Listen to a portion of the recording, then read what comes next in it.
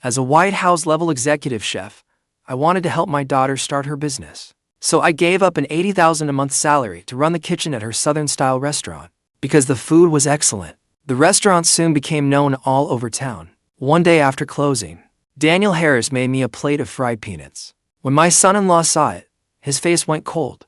I explained that Daniel had paid for it out of his own pocket. They could check the security footage. He ignored me completely. Then he turned to my daughter with passive-aggressive sarcasm. You can guard against outsiders day and night, but betrayal under your own roof is the hardest to stop. My daughter looked a little embarrassed. My dad just likes this snack. It is only a plate of fried peanuts. He did not eat anything else. Mrs. Hale cut in, clearly displeased. That is not how you should put it. We run a small margin business. Can we afford people taking things whenever they want? Besides, if someone sneaks fried peanuts today, others will copy him tomorrow. Then the rules fall apart. You married into the Hale family. You need to think of our family first. If it really does not work, just hire another chef. My daughter looked at me, her face full of conflict. Dad, why don't you apologize to everyone? Let us smooth things over. Seeing that even she did not believe her own father, I slammed my chopsticks down in fury. I quit. Do what your mother-in-law said. Find yourself another chef. When I tore off my chef's hat, blame flickered in Claire Bennett's eyes. Dad, do you have to make this hard for me? Can you think about me for once? My heart went cold again. I was a White House-level executive chef, yet I had buried myself in this tiny place. I took only $1,000 a month in living expenses. They refused to pay for decent ingredients, so I covered the difference every day. That cost me over $10,000 a month at least. I even paid Daniel's living expenses, because the wages were too low. The kitchen assistants and prep cooks nearly went on strike last time. I settled it only by paying them privately. How was that not thinking of her? My son-in-law, Ethan Hale, curled his lip. Then came more passive-aggressive sarcasm. Dad, you did something wrong, and now no one can say a word. Are you losing it in your old age? Exactly. Mrs. Hale chimed in too. You walk off the job over a few comments? Is that really necessary? Can you show some responsibility? I knew full well that outside chefs were expensive, even in a small town. A decent chef started at $7,000 or $8,000 a month. For a White House-level executive chef like me, back from Washington, D.C., the pay would start at $20,000 at least. So, when she said, if it really does not work, hire another chef, it was meant as a threat. They wanted to keep me completely under their thumb, but I was not buying it. I snorted hard and said, I have lived my whole life with a clean conscience. I have never suffered an insult like this. Hire someone else to run your kitchen. I will go back where I came from. I am done waiting hand and foot on people like you. Beside me, Daniel spoke up in my defense. Chef has always taught me never to take anything from the restaurant. That is why I bought the fried peanuts with my own money. If you do not believe me, check the security footage. But the moment he finished speaking, Ethan shot him a vicious glare. Then he snapped. Who gave you the right to speak? You are only acting bold because the cameras are broken. That is why you dared to steal from the very place you are trusted to protect. Mrs. Hale looked at me and said, at the end of the day, this is not a big deal. Listen to your daughter, admit you were wrong, and it will pass. But you two insist on lying. Honestly, it is ridiculous. Daniel was speechless. I felt deeply humiliated. I shook with rage. Through gritted teeth, I fired back. Let me ask you this. Do you think I cannot afford one plate of fried peanuts? And let me ask you again. I am Claire Bennett's father. Even if I really had eaten a plate of fried peanuts, so what? Do I not even deserve that much? After my string of questions, Ethan Hale and Mrs. Hale fell silent. They both looked to Claire Bennett. They wanted her to say something. I looked at her too. After all, I was her real father. I had fed her, clothed her, and raised her. I had never treated her unfairly. Now that I had said this much, surely she would finally stand by me. But Claire Bennett only frowned. Then she started scolding me. Dad, I think you really are losing it in your old age. Dad, I think you really are losing it in your old age. If you wanted some, you could have asked me, or you could have bought it yourself. But taking it from the restaurant without a word was wrong. If other relatives copy you tomorrow, how am I supposed to keep this restaurant open? Just hurry up and apologize. Do not let outsiders laugh at us. You may not care about being embarrassed, but I do. Seeing that she still did not believe me, and that her words were growing uglier, I was so furious that I clutched my chest with both hands. Chest pain forced me to crouch down. Seeing this, Daniel shouted in panic. This is bad. Chef's heart condition is flaring up. Help him, quickly. But Claire, Bennett, and the others reacted coldly. There was even contempt in their eyes. You would rather fake being sick than apologize. You really are stubborn. Can you stop making things harder for Claire? Mrs. Hale thought I had been caught out. She thought I was putting on an act. Ethan Hale started shouting too. Everything Claire just said was the truth. Do you really have to act like this? The market is brutal right now as it is.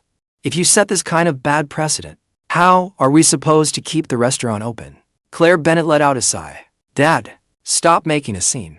Can you just behave yourself? Get up and start cooking. The billionaire VIP is coming here for lunch. As long as the food is good, we can let this go. It is only one plate of fried peanuts. I will decide not to hold it against you. Seeing their high-handed, condescending faces, as if they had hired me as head chef out of pity, made me even angrier. My face went deathly pale. Cold sweat poured down my forehead. Are you people insane? Does chef look like he is faking this? I need to help him rest now. Daniel could not stand watching anymore. He hurried forward to support me, but the next second, Ethan blocked him. Coldly, he said, too many people are watching outside. Do not hurt the restaurant's business. The guests will be here any minute. Exactly. Are you trying to ruin us? You learn nothing but bad habits all day. Makes me wonder who taught you. Mrs. Hale said it, using Daniel to take a swipe at me. Claire Bennett was even more direct. She pointed at Daniel's face and snorted coldly. You are fired. Go back where you came from. Watching all of this unfold, I was about to explode with rage. In an instant, my heart condition flared under the stress. Then I blacked out. When I woke up again, I was already lying in a hospital bed. Only Daniel was there, keeping watch beside me. My own daughter, Claire Bennett, was nowhere to be found. Not long after, while Daniel was feeding me, my younger brother, Martin, walked in with his hands behind his back. Big brother, Claire already told me what happened. How long are you planning to lie here? Stop faking it. Why be so petty with your own daughter? After all, at our age, everything we do is for the younger ones. What you are doing is not right. I thought he had come to comfort me. After all, ever since we were kids, I had given him the best food and drinks first. Later, when he racked up gambling debts, I was the one who helped pay them off. And because he stayed a lifelong bachelor, I worried he would go hungry. So I kept bringing him meals. By all rights, he should have known what kind of man I was. But the moment he opened his mouth, all he did was blame me too. I am not faking. Can you not see the IV drip? Can you not see these tubes? Oh please, you think I do not know you? You have been crafty since we were kids. All of this is fake. Martin curled his lip. I used to think your family was happy and peaceful. Turns out it is falling apart too. There was a trace of gloating in his eyes. I knew then. I had misplaced my kindness again. Now the relatives are saying you act like a harmless nice guy, but secretly love taking petty advantage. They say you would even take a plate of fried peanuts. Claire spread the story around. She could not talk you around, so she had to get everyone else to help. In the end, they all decided I should come.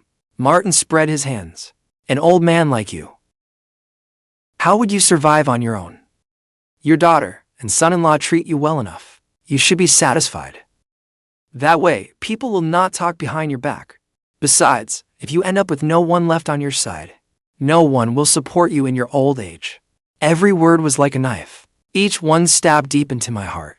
I never imagined my own daughter would drag her father's name through the mud like this. After the first wave of pain passed, I answered firmly, I am not going back to that restaurant. There is too much drama for such a small place. I cannot stay there. As for my old age, worst case, I will live in a retirement home. Hearing me say that, Martin's face hardened. Big brother, are you not taking this too far? It is just one plate of fried peanuts. Is it worth turning father and daughter against each other? I turned my back. I refused to answer him anymore. Exactly. Was it not just one plate of fried peanuts? Was it worth forcing her own father into the hospital? Why, no matter how I explained, were they so sure I had stolen and eaten them? You really are a stubborn fool. I am done trying to talk sense into you. Martin turned and left. Only then did Daniel speak. Chef, I would like you to be executive chef at my family's restaurant. After saying that, He took out an agreement. I took it, and my pulse jumped as I read. The contract offered me a 70% ownership stake. There was probably no deal like it anywhere in the world. After all, owners never hand a chef such a massive share. My father and I came back from overseas to start a business. We wanted to enter the restaurant industry. I had admired your reputation for a long time. That is why I rushed to learn under you. Now, seeing you treated like this, I truly cannot stand it. From now on, I will take you in as family. I will look after you for the rest of your life. That promise is written into the agreement too. In truth, I had long seen that Daniel was not only quick to learn, but carried himself with unusual poise. Still, I never expected him to be this sincere. He was far better than my daughter and son-in-law. So, deep down, I was truly moved. Seeing me fall silent, Daniel did not press me. Chef, there is no rush. Take your time to think it over. Claire Bennett did not come to the hospital until the next day. The moment she entered the ward, she frowned. The guest was very unhappy with the food yesterday. I invited him to come back in 7 days. Hurry up and come back with me to help. She rushed over and tried to pull me up. She did not even look at the state I was in. I am sick. Hire a new head chef. Seeing not the slightest hint of apology from her, my eyes filled with disappointment. We did hire a new chef. Mrs. Hale introduced him. So this time, you only need to work as a kitchen assistant. After all, the kitchen is short to people. There is no way we can keep up. You have plenty of experience. You can do the work of 2 people. Claire said it as if it were only natural. Hearing that, anger flared up inside me. So she wanted me back just to be treated like a lackey. I was a White House-level executive chef. When had I ever worked as someone else's assistant? This was nothing less than trampling on my professional dignity. Seeing my expression darken, Claire complained, Dad, we have already compromised by letting you assist in the kitchen. Why are you still not satisfied? Will you only be happy after you tear this family apart? If you were not my dad, I would not even bother with you. Seeing that pitying look on Claire's face, my fists clenched so hard my knuckles cracked. I simply turned away and ignored her. Claire used to be so devoted to me. She used to be so understanding. How had she become more and more cruel? Dad, if this is your attitude, then we need to settle the accounts properly. Claire narrowed her eyes. Your living expenses were $1,000 a month. 2 years at the restaurant makes $24,000 total. I will not even count your food and drink. I will round it down for you too. Just give me $20,000. I was so furious my whole body shook. Daniel could not stand it anymore. He said, Claire, that is painfully cold of you. By that logic, how much did Chef spend raising you into adulthood? Why do you not count that? He was my father. Raising me was his duty. Now I am married. I belong to the Hale family now. Helping him would be kindness, not an obligation. Clearly, she thought the new chef was impressive, so she no longer held anything back. Her attitude had changed completely. My heart went utterly cold. Through clenched teeth, I replied, It is only $20,000, is it not? I will give it to you. From now on, we go our separate ways. Claire agreed at once. Fine. I just hope you do not regret it. After I transferred the money, Claire turned and left without looking back. The more I thought about it, the more suffocated I felt. I could not stop coughing. The monitor beside me started alarming again. Daniel hurried to call the doctor. Only then did my condition stabilize. At the same time, several kitchen helpers added me to a small group chat. They sent a video. In the footage, Claire smiled as she gave Ethan and Mrs. Hale the good news. I got the money back. He looked perfectly fine to me. He is just throwing a bit of a fit. Honey, you are amazing. Ethan wrapped his arms around Claire. This time, we only need to get that VIP's meal right. Then we can stabilize the business. Mrs. Hale first gave Claire a thumbs up. Then she confidently promised, Do not worry. The chef I hired is known and trusted. He does things by the book, and he can cook any style of food. He will definitely satisfy the guest. Seeing the 3 of them so happy together, I stopped holding any hope for them. My good apprentice. What you mentioned before, I accept. My voice was weak, but firm. After hearing that, Daniel dropped to his knees in gratitude. From now on, I will honor you and care for you properly. Tears slid from the corners of my eyes, partly because I was moved, and partly because of the helpless ache my own daughter had left in me. 7 days later, a billionaire VIP arrived at Claire Bennett's Southern-style restaurant right on time. With the new chef running the kitchen, one fragrant dish after another was brought to the table. Please, have a taste. This time, it is sure to suit your taste. Ethan poured the billionaire VIP a glass of wine with a fawning smile. Claire and Mrs. Hale exchanged a glance. They were grinning from ear to ear. Their minds were already full of visions of booming business ahead. The billionaire VIP picked up a piece of braised pork belly and put it in his mouth. The next second, he frowned. The gammy smell is too strong. The preparation is far too crude. Claire, who had been all smiles, along with Ethan and Mrs. Hale, was stunned. Every one of their faces turned deathly pale. This was just a mistake. Anyone can slip up. Please try something else. Claire was the first to recover. For example, the steamed sea bass. It is the chef's specialty. I guarantee it will suit your taste. The VIP, his face stern, picked up a piece of fish and put it in his mouth. Then he set down his chopsticks. The ingredients are not fresh. I gave you 7 days. And this is what you prepared. Each sentence left Claire and the other two with cold sweat beating on their foreheads. There are so many dishes here. One of them must suit your taste. Claire forced herself to keep going, but the VIP's gaze grew colder and colder. He stood up.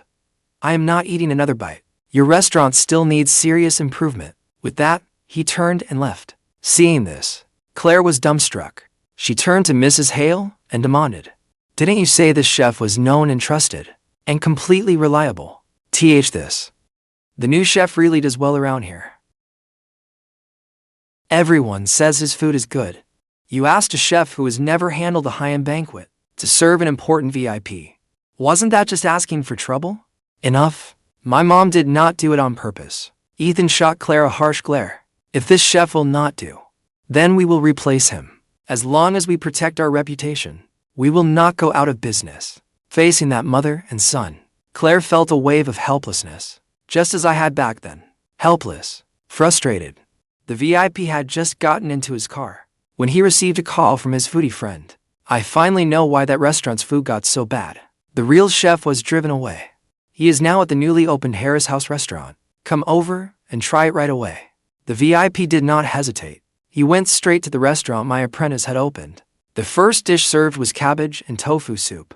This is absolutely on par with the luxury delicacy. It is the best soup I have ever had. His foodie friend kept urging him to try it. Is it really that good? The billionaire VIP paused in surprise. Still skeptical, he scooped up a spoonful and tasted it. At once, his eyes lit up. He immediately served himself a full bowl. He did not even have time to speak. Then came a second bowl, then a third. Although there were only 2 people at the table, they soon finished the entire pot of soup. In the end, the VIP savored the aftertaste and raised his thumb as he said, "That was incredible. The ingredients' natural flavor stays intact, with a faint, clean fragrance. After drinking it, I feel completely refreshed." With skill like this, he must be a White House-level executive chef. His friend smiled. "This is nothing. The best is still to come. I guarantee you will keep coming back for more." As with Claire Bennett's restaurant, Daniel also served a full table of dishes. I personally handled several of the main dishes. The rest were made by Daniel under my guidance. The VIP could not stop praising the food. He insisted on meeting the chef behind it. He asked me how I made many of the dishes. I held nothing back. That only made the billionaire VIP respect me more. He decided to entrust his private family banquet to me. On the day of the private family banquet, not only did the VIP's family attend, but prominent guests from every circle came as well. A television station recorded the entire event. Every guest said the food was delicious. During the banquet, the VIP made a point of introducing me to everyone. Because of that, I appeared on local news that very day. Claire was scrolling through her phone when she saw me and shot to her feet. The VIP went to eat where my dad cooks. What? Ethan and Mrs. Hale were both startled. They hurried over to look. They saw the VIP showering me with praise, and every prominent guest there giving me a thumbs up. They stared at one another in stunned silence. First, regret hit them. Then came a flicker of resentment. How could Dad do this? Partnering with his apprentice to open a restaurant, when our business was already struggling. Claire sighed as she spoke. Mrs. Hale nodded again and again. We are all family. We could have talked things through. Why let it come to this? Claire let out another sigh and said, "Later, I looked into it. That plate of fried peanuts really was bought by Daniel himself. My dad has a blunt temper. He could not swallow that insult. And since we had hired a new chef, we should never have spoken so harshly. Ever since I left, the restaurant's business got worse by the day. They changed chefs several times. but customers kept saying the food tasted awful. By now, there was almost no business left. Even the original kitchen helpers had all quit for other jobs. Claire, Ethan, and Mrs. Hale tried everything. They ran promotions, offered half-price meals, and even gave food away for free. But no one wanted it. In the end, they could only sit in the restaurant, gloomy and dazed. Mrs. Hale suggested, "Why not beg him to come back?" Yes. Ethan nodded. "Your dad may be stubborn, but his cooking is dependable. We should not let pride cost us money." Claire quickly called me. "Dad, how can you help outsiders instead of your own daughter? Our restaurant can barely stay open." I gave her no warmth at all. "I am not your dad. Do not forget what we agreed. We go our separate ways. Besides, you were the one who refused to trust me first. Come on, Dad. It was one small thing. Do you really have to hold a grudge this long?" Claire suddenly choked up. "Can we talk this through face to face? I will pay you $4,000 a month. Please come back and help us. The whole family depends on this restaurant. If it closes, things will be very hard." Tyler Hale is only in middle school. How is he supposed to get by? The more she spoke, the harder she cried. I have always responded to kindness, not pressure, and I especially cannot bear to see someone cry. At once, scenes from Claire's childhood flashed through my mind. Hearing my silence, Claire struck while the iron was hot. "Dad, let us meet in person. Just see how we handle it. If you are not satisfied, you can turn around and leave. Is that not fair?" After wrestling with myself again and again, I finally agreed. We arranged to meet at 9 that night. I also told Daniel in advance. I thought he would object, but he had no objection.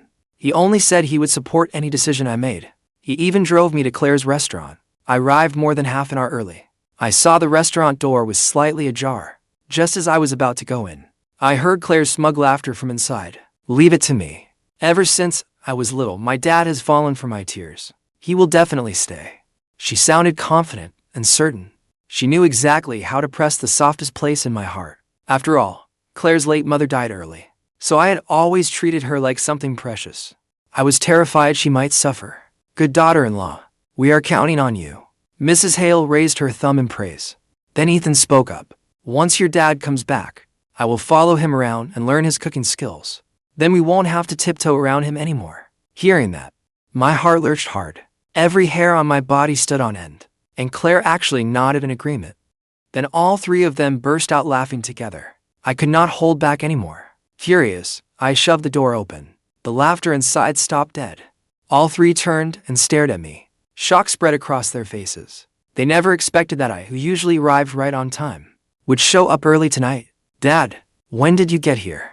Come in and sit down." Claire called out to me, guilt clear in her voice. "Stop pretending. I heard every word you just said." I clenched my fist and glared at Claire. Then I went on. "What did I do to deserve this? I raised a daughter who could wound me this deeply." Claire's face instantly turned ugly. Ethan simply dropped the act. "Claire is your only daughter. How can you speak to her like that?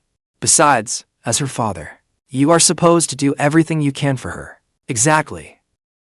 Even your own brother said you handled this badly." I gritted my teeth and answered, "I have already done more than enough. You have pushed me too far." But Ethan and Mrs. Hale dismissed it with contempt. Claire took a deep breath. She looked at me and said, "Dad, you would rather help outsiders than help your own daughter, is that it?" "So, what if I would?" I was clearly the victim. I gave everything I had for her. I even paid to support her out of my own pocket. She was the one who wronged me first. She refused to acknowledge me as her father. Yet in the end, she still pinned the blame on me. It was beyond absurd. "Fine, then just you wait." A complicated look flashed through Claire's eyes. I did not know what she was planning, but I had no desire to stay. I turned and left with Daniel. The next morning, my name appeared on local trending news again, but this time, it was not good news. Claire went to the media herself with the story. She said I favored outsiders. She said I refused to help my own daughter. She said she saw me living alone and helpless, so she took me in to care for me. She claimed she gave me living expenses every month, but I supposedly showed no gratitude at all. She even said I brought my apprentice along to hurt her restaurant business. In front of the cameras, she, Ethan, and Mrs. Hale sobbed with tears and snot running down their faces. They listed every so-called sin of mine. They even loudly demanded that I face them on a daytime mediation show. She looked pitiful. and won the trust of many online viewers. Under the trending post, there were plenty of hostile comments. Although Daniel and the kitchen helpers posted the truth below, their comments were quickly drowned out. Harris House Restaurant had been lively and bustling. Now people came by just to gawk and gossip. It disrupted normal business, and both Daniel's phone and mine kept receiving messages from strangers. In the past, I might have exploded with anger, but after everything with my daughter, I became even clearer-headed. I contacted the billionaire VIP for help. At the same time, I decided to accept the show's invitation. I would make everything clear. At the same time, Claire called me. Dad, with things like this now, have you come to your senses? There was a stubborn edge in her voice. Do not call me Dad. I have no daughter like you.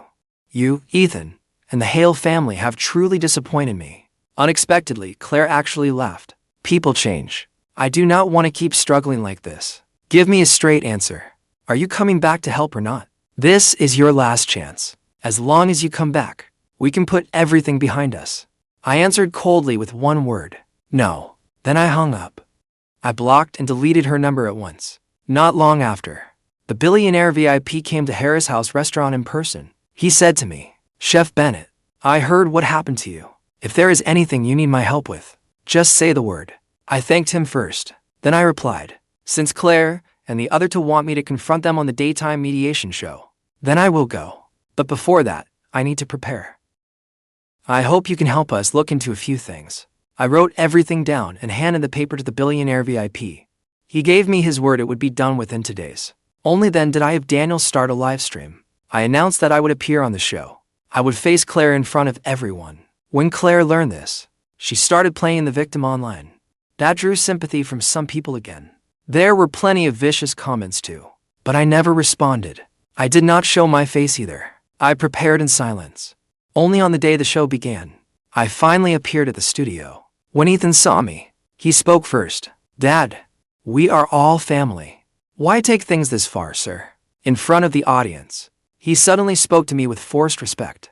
Before, he always just said, You, what a performance. Mrs. Hale spoke up to. At your age. Why keep making such a scene? We have lived most of our lives already. Isn't it all so our children can live well? A father and daughter shouldn't stay angry forever. As long as you are willing to apologize, we can wipe the slate clean. Claire nodded. Through tear-blurred eyes, she said, Dad, let's just live a simple, decent life. Can we? Everyone there praised them for sounding so reasonable. They thought I should finally compromise and back down. But my attitude stayed cold. I sat directly across from them. A wave of abuse followed. They said I was losing it in my old age. They said I did not know how good I had it. Claire, Ethan, and Mrs. Hale said nothing more. They all sat down. The show began. The host asked me bluntly, Are the things Miss Bennett accused you of all true? I immediately shook my head and denied it. It is all complete nonsense. I have evidence. Seeing how confident I was, the entire room fell silent at once. Then I continued. That plate of fried peanuts was bought outside and cooked by Daniel. The pancake shop and supermarket across the street both have surveillance footage. The supermarket staff can also testify. As soon as I finished, the studio's big screen lit up. 2 surveillance clips appeared. They showed Daniel buying peanuts and returning to the restaurant. And that was not all. He had even bought the oil and seasoning himself. Everyone turned to look at Claire, Ethan, and Mrs. Hale. Their smiles were gone. Their faces had gone pale. Ethan finally recovered. He hurriedly said, Even if we misunderstood back then, it still shouldn't have gone this far over something so small. Mrs. Hale nodded again and again. Family should talk things through calmly. There was no need to drag it out in public. Claire quickly added, Dad, are you saying our bond as father and daughter can't survive one small misunderstanding? The crowd seemed to agree. But in the next second, Daniel and the kitchen helpers entered the studio together. They are lying. They kept forcing Chef to admit fault and apologize. No matter how Chef and I explained, they would not listen. That's right. We can all testify. As soon as they finished, another video appeared on the big screen. It showed Claire, Ethan, and Mrs. Hale pressuring me. One of the kitchen helpers had secretly filmed it. Only now did they dare bring it forward. In the video, I clutched my chest in pain. But they just stood there, unmoved. The whole studio erupted. Public opinion flipped in an instant. The audience began voicing their anger at Claire and the others. Then I said, after I was hospitalized. Claire came to the hospital and took back 2 years of living expenses she had given me. Nonsense. Claire immediately snapped back. I took out the recording on the spot. This time, Claire's face turned deathly pale. She had no way to argue anymore. Her whole body was trembling. I continued. You said you brought me here to care for me in my old age. In truth, you wanted me as your unpaid head chef. I never took a single thing from you. Instead, I paid out of my own pocket. This time, Ethan argued back. When did you ever pay for anything yourself? He wanted to use that to turn the argument around. But before I could speak, Daniel and the kitchen helpers spoke up. You and your mother kept chasing the cheapest options. The ingredients you used were not fresh. Chef paid out of his own pocket for better ones. Without your dad holding the place together, the restaurant would have closed long ago. Each word landed like a blow on Ethan, and on Claire, right where it hurt. They had not known any of this, and I had never told them. I was afraid Mrs. Hale would call me petty. I also wanted to do something for my daughter. Of course, even if I had told them, they probably would not have been grateful. Then several more people walked into the studio. They were all former chefs. You kept saying the food tasted bad. You blamed our skills. But your ingredient budget was far too low. And you were short-staffed. There was no way to make good food like that. Their accusations came one after another. They delivered the final blow to Claire, Ethan, and Mrs. Hale. Seeing this, Mrs. Hale suddenly grew dizzy. Staff helped her aside to rest. Claire and Ethan stood frozen in place. For a moment, they could not speak. A moment later, they both dropped to their knees before me. Dad, I'm sorry. I was wrong. Please forgive me. From now on, I will treat you well. If I had known you did so much for the restaurant, I would have believed you. Claire said through tears. You think I don't know you had already found out the truth? You knew the truth, yet you still did this. I cut through her like coldly. Besides, you were the one who refused to believe me first. Claire was stunned. Dad, you can't abandon me. If you don't help me this time, I am truly finished. Ethan clung to my leg. He begged, Dad, we know we were wrong. Please give us one more chance.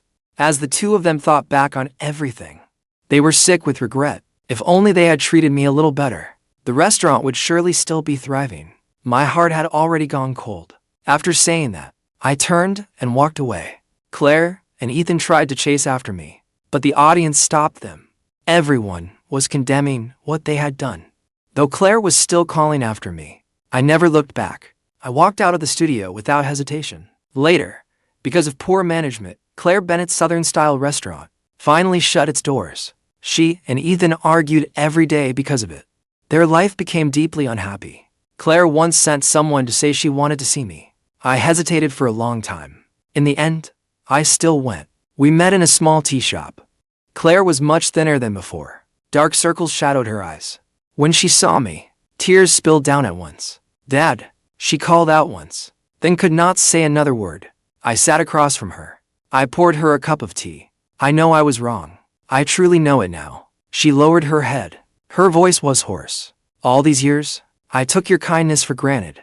I treated your sacrifices like something you owed me. Dad, can you forgive me? I looked at her. I remembered when she was little. I remembered her asleep on my back. I remembered her smile the first time she learned to call me Daddy. I remembered Claire's late mother holding my hand before she passed. She told me to raise our daughter well. I let out a sigh. Claire, I never truly hated you. You are my daughter. That will never change. But some roads, you have to walk yourself. I can help you for a while. I cannot carry you for life. Go home and live a decent life. Claire nodded through her tears. Dad, then, can you come back? I shook my head. I run Harris House Restaurant with Daniel now. I am doing very well. When you have time, you can come eat. We are still father and daughter, but let the past stay in the past. Claire was silent for a long time. At last, she nodded. After that, she found a new job. She began living a simple, decent life. On holidays, she would call me. Sometimes, she came to visit. We were no longer as close as when she was little, but at least we were no longer at each other's throats. The restaurant Daniel and I built with such care became a city landmark. It was packed every day. Business was booming. Daniel truly honored me like family. To everyone he met, he said I was his mentor. I was also his father figure. Sometimes at night, after closing, I would sit alone in the kitchen. I would stare blankly at the pots, bowls, and pans. Daniel would ask what was wrong. I would say it was nothing. I was just remembering a few things from the past. He would say, "Dad, don't dwell on the past. You have me now." I smiled and nodded. Yes, in a lifetime. We all go through certain things, and we learn to see some people clearly. I blame no one. I hate no one. I only hope the days ahead will be quiet and steady. Sometimes I still make a plate of fried peanuts. I have them with a small drink. I eat slowly. The taste is still the same, but my heart is different now. Life has every flavor: sweet, sour, bitter, and sharp. All of it is in this plate of fried peanuts.